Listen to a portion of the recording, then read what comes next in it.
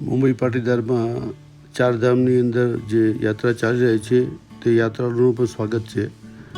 તારીખ 20ના હોટલમાંથી સવારના 4:30-5 વાગે ઉઠી અને કેદારનાથ જવા બધા રવાના થયા. હોટલમાંથી 2-2.5 કિલોમીટર ચાલ્યા, પછી ત્યાં પાસ લઈ અને પાછો 1.5-2 કિલોમીટર ચાલ્યા.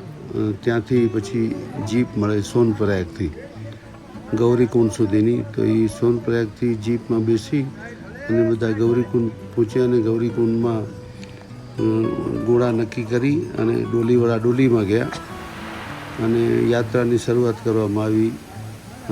વાતાવરણ તમે જોઈ શકો છો, એકદમ તડકો હતો અને વરસાદ હતી નહીં અને યાત્રાળુઓ ખૂબ જ હતા રસ્તાની અંદર.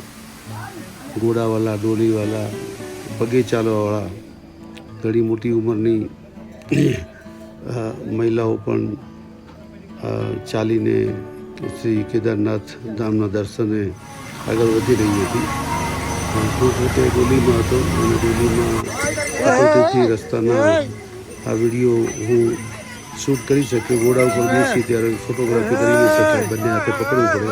આ તમે દ્રશ્ય જોઈ શકો છો, આ ડોલીવાલા છે અને આગળ મારી ડાબી બાજુ આ વોટરફોલ આવી રહ્યો છે. રસ્તા ક્યાંક એટલા બધા સાંકડા હોય છે કે આપણે ડોલીમાં બેસી બાજુમાં ડર લાગે, કેમ કે દોરીવાળા ચાલતા હોય, ઘોડાવાળા પણ હોય અને રસ્તો 2-3 ફૂટનો હોય અને એટલો ઉપર નીચે હોય ને એટલો ગંદો હોય, મોટા મોટા પથ્થરો, વચમાં ખાડા હોય. આપને વિચાર થાય કે આટલા બધા યાત્રાળુઓ આવે છે વર્ષોથી આ યાત્રાધામની અંદર, તો આ ગવર્મેન્ટ કાંઈ કેમ કરતી નહીં? આ જુઓ તમે, ઉપરથી નીચે સુધી ઘોડાની હાર લાગી છે અને વચમાં તૂટી ગયું છે, એટલે આ બાજુવાળાને ઊભા રાખ્યા છે. અને ત્યાં વોલેન્ટિયર હોય કે ગવર્મેન્ટના માણસો હોય, એ ઘોડાવાળાને એકને કે ચાલવાવાળાને કે ડોલીવાળાને એ સાંકડા રસ્તા પરથી પાર કરાવતા હોય છે. અને ડાબી બાજુ નીચે એ જે તૂટી ગયું એ પોર્શનનું કન્સ્ટ્રક્શનનું કામ ચાલતું હોય છે. અને ખૂબ જ અમે લગભગ 8-9 વાગે ડોલીમાં બેસેલા, 9 વાગે અને 4 વાગે અમે પહોંચેલા 14 કિલોમીટરનું અંતર કાપતા. અને અમે પસારથી ઉપરથી હેલિકોપ્ટર ચાલુ જ હતા. આજુ ઝૂમ કરીને બતાવ્યું છે તે ઉપર જવું છે. આપણે ડોલીમાં બેસીને જોયું તો એમ લાગે કે હજી કેટલો પથ કાપવો બાકી છે. અને ખરેખર આ ડોલીવાળા અને પીઠું જે પીઠ ઉપર લઈ જાય એ લોકોને ધન્યવાદને પાત્ર છે કે આપણે ખાલી ચાલી નથી શકતા, તેઓ પોતાની પીઠ ઉપર યાત્રાળુઓને લઈને ઉપર આવતા હોય છે અને ડોલીવાળા 4 જણા ભેગા થઈને યાત્રાળુઓને પોતાના સ્થાન પર પહોંચાડતા હોય છે. એ યાત્રાળુઓને પણ પુણ્ય મળતું હોય છે. આ ઉપરથી જુઓ હેલિકોપ્ટર જાય છે. હેલિકોપ્ટર સતત અવરજવર ચાલુ છે 5-10 મિનિટની અંદર.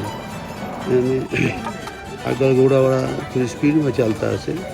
અમે ઘોડાનું જે ઉપર સ્થાન છે કેદારનાથનું ત્યાં આવી ગયા છીએ. લગભગ જુઓ ઘણા બધા ઘોડા છે, 3-4 હજાર ઘોડા જે નીચેથી સોનપ્રયાગ ગૌરીકુંડથી જે પડાવ હતો ત્યાંથી ઉપર આવ્યા છે ઘોડા. અને ઘોડાવાળાનું સ્થાન છે પડાવો, ત્યાંથી પાછું મંદિર લગભગ 1.5 કિલોમીટર છે, ત્યાં એ લોકોને જવું પડે. યાત્રી નબળા હોય તો પીઠું કરેલું, ઘણા ચાલીને જાય. અને ડોલીવાળાનું જે સ્થાન છે એનું સ્ટેન્ડ કહેવાય, એ હેલીપેડની બાજુમાં છે. તો એ થોડુંક મંદિરથી થોડુંક નજદીક થાય. આ હું ઉતરી ગયો. ઉતરી પછી જે 10-15 ફૂટની જે રોડ છે એ રોડ તરફ હું ચાલવા માંડ્યો. આ રોડ પણ એટલો ખરાબ છે કે રિપેરિંગ નથી થતી. આ હેલીપેડની બાજુમાં આવી ગયો. આજુ હેલિકોપ્ટર આવી રહ્યું છે અને એક હેલિકોપ્ટરની અંદર 6 જણા આવતા હોય છે અને ફટાફટ એના વોલેન્ટિયરો તમે જુઓ દરવાજા ઉગાડી અને અંદરથી તેડી લેતા હોય છે યાત્રીઓને, ફટાફટ બીજાને બેસાડી દેતા હોય છે. 3 હેલીપેડ છે અને વારા પરથી પવનહંસના, હિમાલયનના અને ટ્રાન્સહંસના હેલિકોપ્ટર આવજા કરતા હોય છે. ધીરે ચાલીને હું મંદિર પરિસરમાં અમે આવી ગયા અને આ મંદિર પરિસરના દ્રશ્યો તમે જોઈ. આ મંદિર પરિસરની અંદર આજુ સીન દેખાય છે. પર્વત ઉપર સૂરજના કિરણો પડતા હતા અને સોનેરી રંગ ધારણ કરતા સોનેરી પર્વત જેવો લાગતું હતું. એકદમ દ્રશ્યો બહુ સારા હતા. અડધા કલાકે તેના શેડ ચેન્જ બદલતા હતા. આ તેના દ્રશ્યો છે. અને પછી ત્યાં ઊભા રહીને સરાઉન્ડિંગ વ્યૂ લીધું, ચારે બાજુના અમે દ્રશ્યો ફરીને ઝડપ્યા. કેમ કે હું પણ ઘણા વર્ષોથી વિડીયોમાં જોતો આવ્યો છું અને પ્રત્યક્ષ જ્યારે જઈએ ત્યારે નજારો આખો અલગ હોય. યાત્રિકોને ગમે એટલું વિડીયો બતાવી, પણ જ્યારે રિયલ આપણે મંદિરની અંદર જઈએ, પરિસરમાં જઈએ, ત્યારે એના દ્રશ્યો ખૂબ જ આપણે ગમતા હોય છે. પવિત્ર વાતાવરણ, ચારે બાજુ ઠંડક અને યાત્રીઓનો ધસારો, બધા નીચેથી ગૌરીકુંડથી ઉપર આવેલા પોતપોતાની હોટલ અને જે ધર્મશાળા હોય એ સ્થાને બધા જતા હતા. અને ઘણા યાત્રિકો જે વહેલા આવી ગયા હતા તે મંદિર પરિસરની અંદર આવી ગયા હતા, દર્શનની લાઇનમાં હતા. આરતી વગેરે 6:30 વાગે આરતીની પણ શરૂઆત થઈ ગયેલી. અમે પણ અમારો સામાન રાખીને સીધા પરિસરની અંદર આવી ગયા દર્શન કરવા. કોઈ પણ યાત્રી આવે અને પેલી ઈચ્છા હોય કે હોટલમાં સામાન આવે કે ના આવે, પહેલાં યાત્રાધામમાં જઈને દર્શન કરી આવી અને પછી બીજું કાર્ય કરી અને બીજે દિવસે પછી આરામથી દર્શન કરાય. આ જે મંદિરની પાછળ એક બીજું નાનું મંદિર છે, તેના દર્શન કરી રહ્યા છે. આ નંદી છે. યાત્રિકો એટલો બધો ધસારો તો આરામથી આપણું દર્શન થઈ ગયા. આ સંધ્યા આરતીની શરૂઆત થઈ ગઈ છે. તમે સંધ્યા આરતી સાંભળો.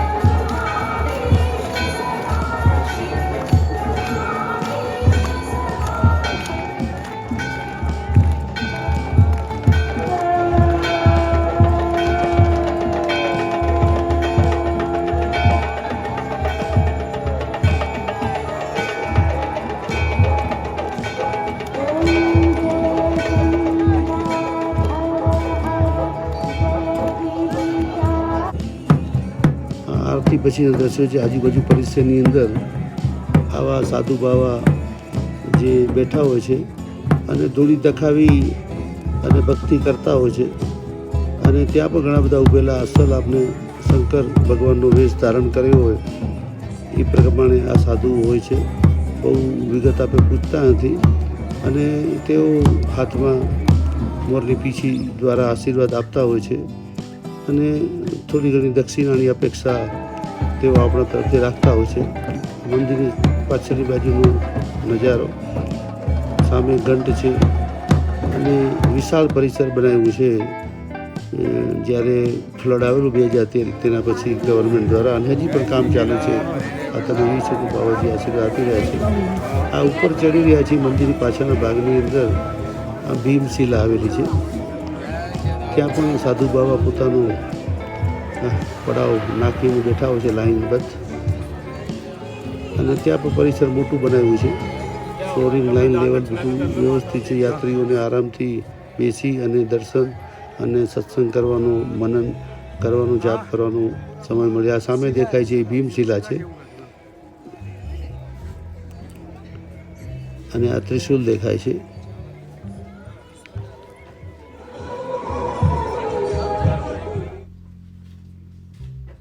આ પોલીસ તમે જોઈ શકો છો. બાકી તમે દ્રશ્યની અંદર બીજી કમેન્ટ્સ કરવાની જરૂર નથી. તમે જોઈ અને એનો આનંદ લો, દર્શન કરો ઘેર બેઠા. આ સવારના દ્રશ્યો છે પાછા એ જ પર્વતના, જે સોનેરી લાગતા હતા ગઈકાલે સંધ્યા ટાણે. ધન્યવાદ અસ્તુ. આ વિડીયો તમને ગમતા હોય અને ફેમિલી પરિવારને મૂકજો. 3 ધામના વિડીયો બનાવ્યા છે, 1 ધામ બાકી છે. અને આ દર્શન કરી અને પછી સાંજના લગભગ 9 સાડા 9 સુધી બધા અમારા ગ્રુપના યાત્રીઓ પાછા હોટલ પર આવી ગયેલા. તકલીફ રસ્તામાં પડેલી તે આગળનો એક વિડીયો બનાવ્યો, તેમાં તમે જોઈ ગયા હશો. એ બીજે દિવસે 21 તારીખનો હતો અને ત્યારબાદ પછી આગળની યાત્રા માટે અમે રવાના થશું. આગળની જે બદ્રી વિશાલનું બાકી છે એક ધામ, ત્યાં દર્શન કરી તેનો કોઈ વિડીયો અપલોડ કરીને તમને મોકલાવશું. ધન્યવાદ અસ્તુ.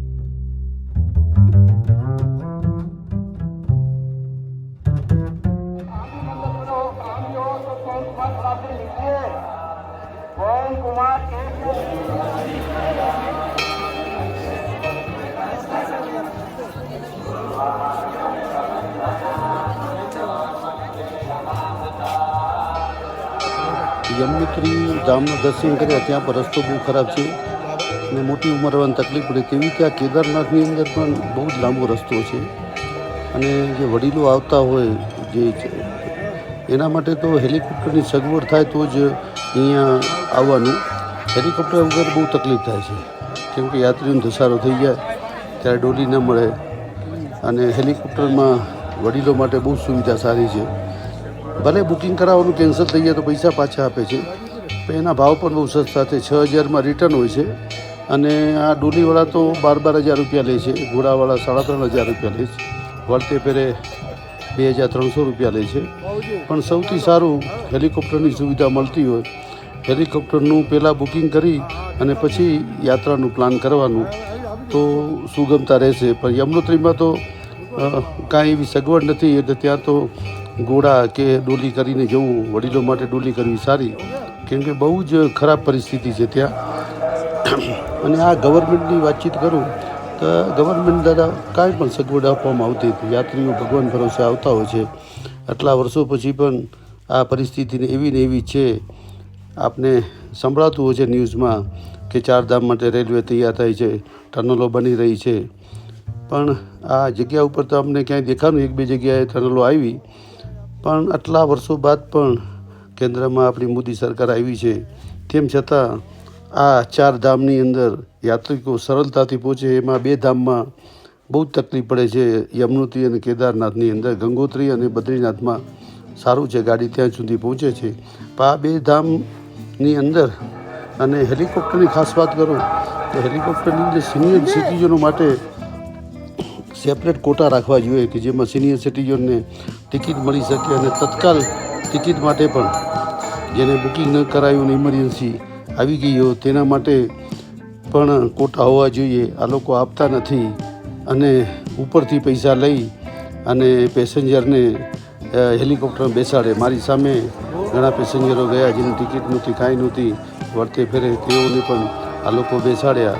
હવે આ કેવી રીતે થાય છે એ તમે બધા યાત્રિકોને, આપણા દર્શકોને ખ્યાલ છે કે આપણા ભારતની અંદર આ બધું કેવી રીતે ગોઠવાયેલું હોય છે.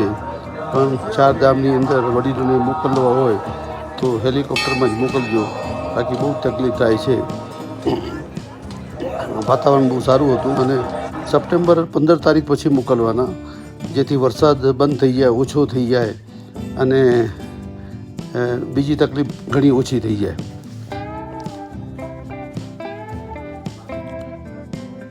હવે અંત તરફ આગળ વધી રહ્યા છીએ. દર્શન કરો છેલ્લે ગુરુદ્વારના જે સોનેરી રંગથી મઢેલા છે તેના પણ તમે દર્શન કરો અને ફેમિલી ફ્રેન્ડમાં આ યાત્રાધામનો વિડીયો શેર કરજો.